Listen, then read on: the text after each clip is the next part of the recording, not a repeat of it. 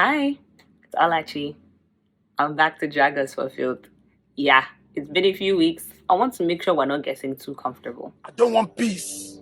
I want problems always. So, my last video, I want to say the response was overwhelming. Between my page, Tunde Ednet's page, and Don Jazzy's page, there were over 800,000 views alone. That tells me 800,000 people viewed that, and almost 800,000 people had an opinion. Most of them agreed with what I was saying. A lot of you were in the comments DMing me saying, this is what I've been thinking. This is what I've been saying and discussing with my circle. That tells me that I'm not alone. I'm not crazy when I say that. We as Nigerians, we as Africans, we are the cause and the solution of many of our problems. I am not saying that we are the cause and the solution of and to all of our problems. Many of our problems. Now, there was one line that stuck out to me, and I saw that it stuck out to a lot of people.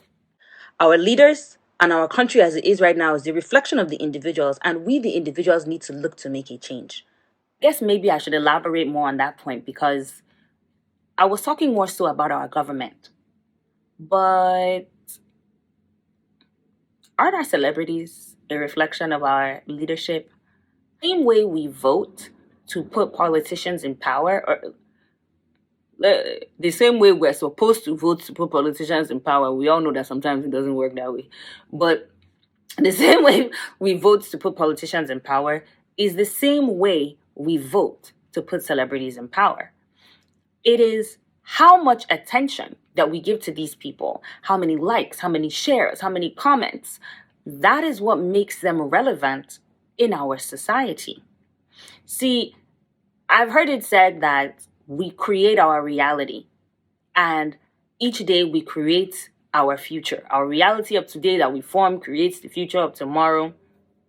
And the truth of the matter is, it's not one person that can fix Nigeria or our continent. See, I've noticed that we have this thing that we do. I don't know why, as a collective, Nigeria, we are always looking for the great white hope, one big savior that will come and save us. As soon as we hear one person sounding good, you should do, and there is no, what can I do? And I think it's time that the average Nigerian ask themselves that question. Because the last time that a great white hope came to Africa, it came with chains, it came with guns, and it came with slave ships.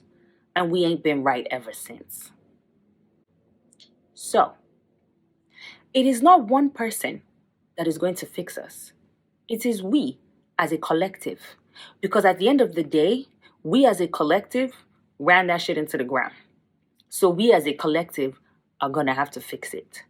We as a collective looked away while things were happening around us and said nothing and did nothing. We mumbled amongst ourselves, but we decided that just facing our everyday life was better.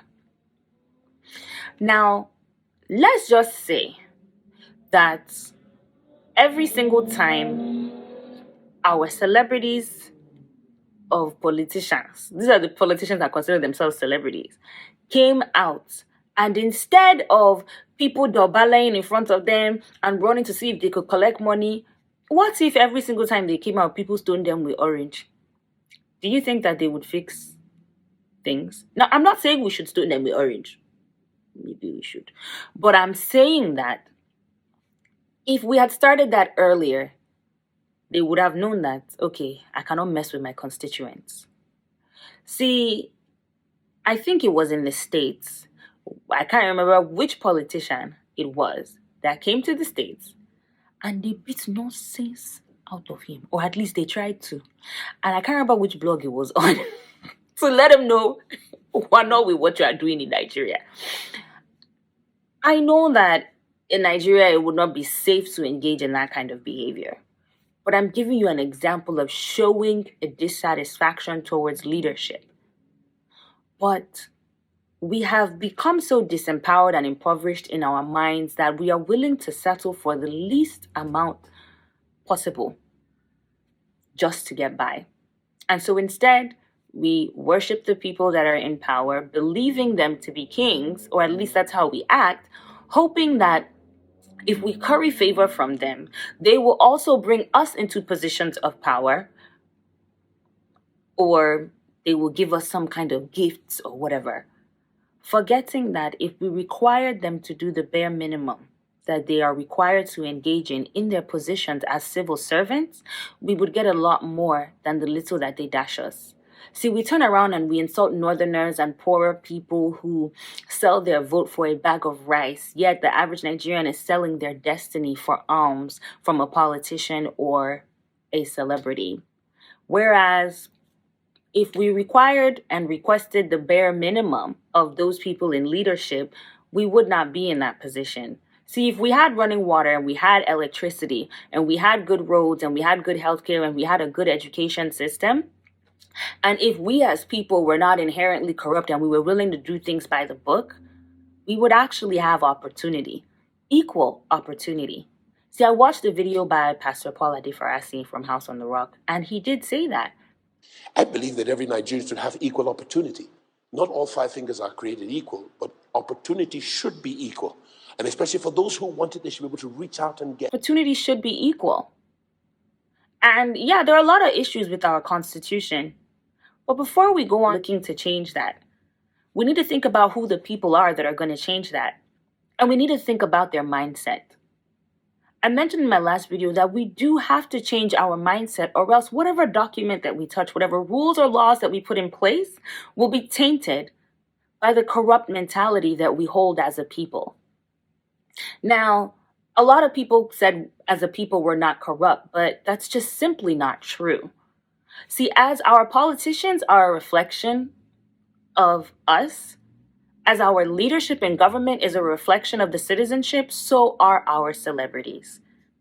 Nigerians at home and abroad have shown themselves to be inherently corrupt.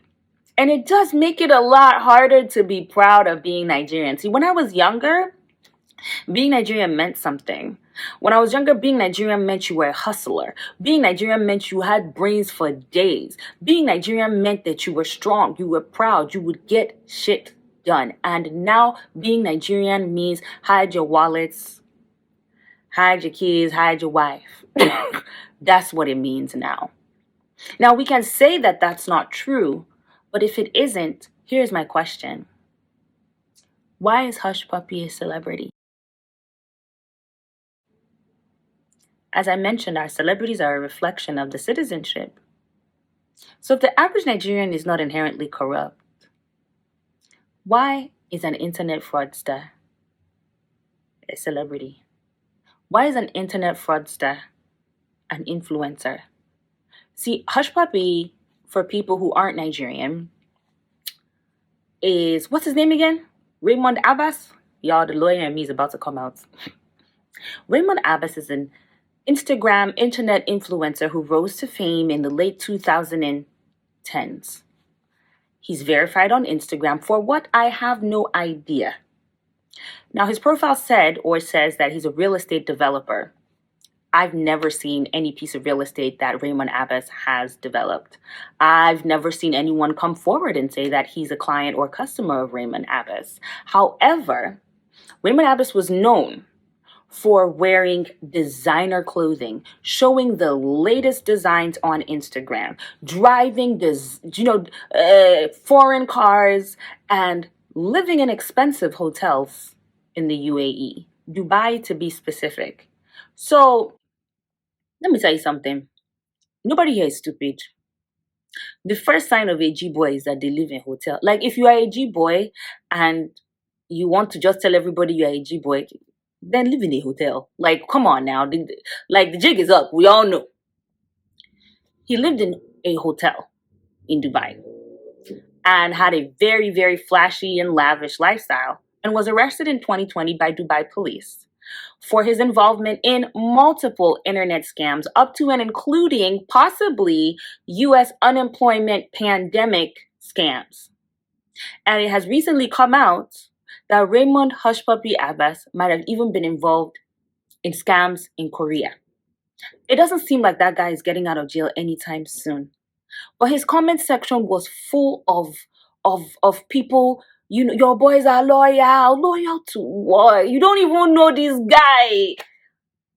The fact that Raymond Hushpuppi Abbas was able to amass 2.5 million followers on Instagram, mostly Nigerian, says a lot about us as a people. It says that not only are we inherently corrupt, we worship corruption and we love it. It says that we don't care how people get their money. As long as they show us that they got the money, they can spend the money, and they give us hope that one day we too can have ridiculous amounts of money that we can spend ridiculously, regardless of how we acquired it, and regardless of how everybody lives, and regardless of if even we, those rich people, have healthcare, roads, education, food, water in Nigeria. Because somehow we believe that having cash in your closet is the answer to everything. And it's not.